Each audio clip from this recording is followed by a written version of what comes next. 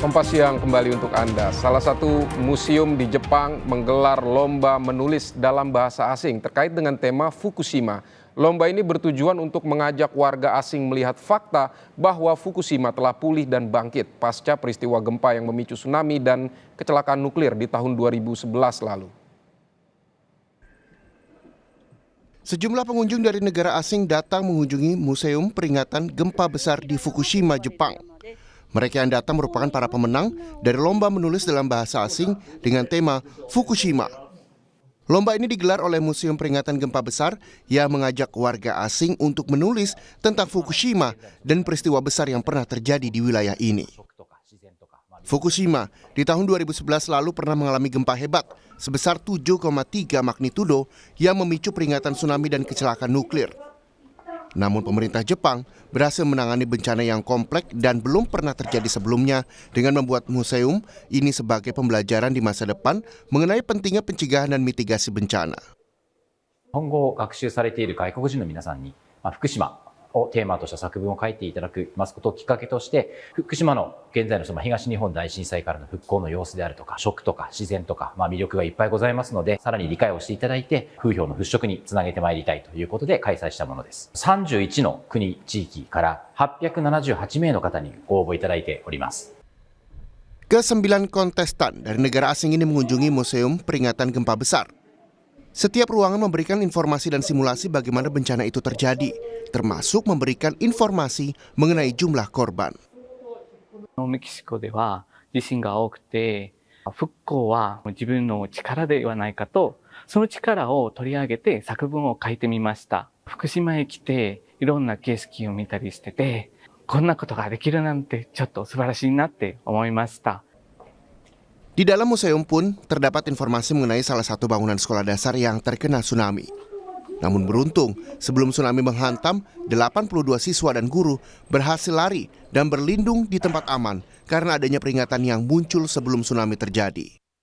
子供の時からおばあちゃんと両親からいろんなチェルノーブルのことについて聞いたことありますから、この経験をちょっと考えて作文を書きました。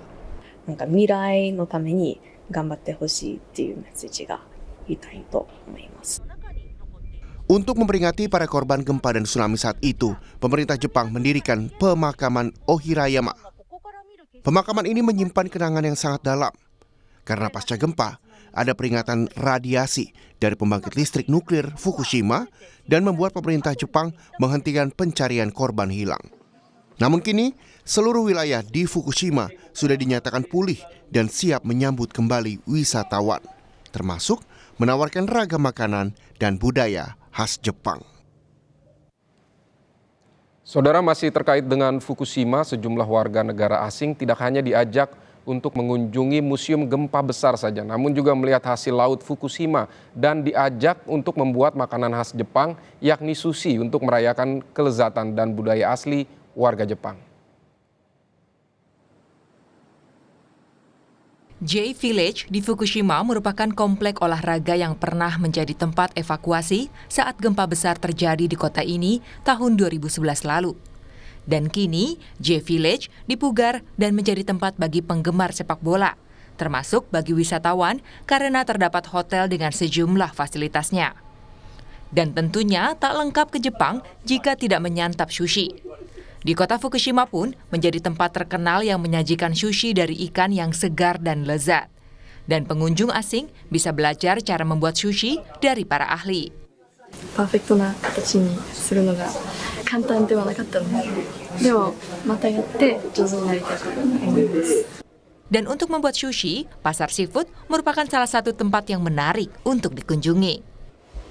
福島のことを見れば見るほどその気持ちが高まってきて、作文コンクールはすごいいい機会でした。自分の気持ちを伝えるためとして刺身とか寿司とか生のままの料理がすごく盛り上がっているようで、そういうところが好きです。 Dengan mengajak warga asing melihat lebih dekat Fukushima, membuat mereka mendapat pengetahuan mendalam dan pengalaman yang memuaskan saat berkunjung ke kota ini. 東日本大震災という震災があった、そういったニュースも世界的なニュースになりましたので、その当時の多分印象をお持ちだったんだと思いますが、実際に元気になったその福島の街をご覧になってですね、活気がある、そして人も皆さん生き生きと生活をされている様子をご覧になってですね、福島の本当復興の状況というのを改めて実感されているんじゃないかなと思っております。Untuk memuaskan keinginan pengunjung asing, Museum Gempa Bumi Besar Fukushima membuat pesta ikan yang memperlihatkan bagaimana olahan laut dipanggang dengan cara tradisional khas Jepang.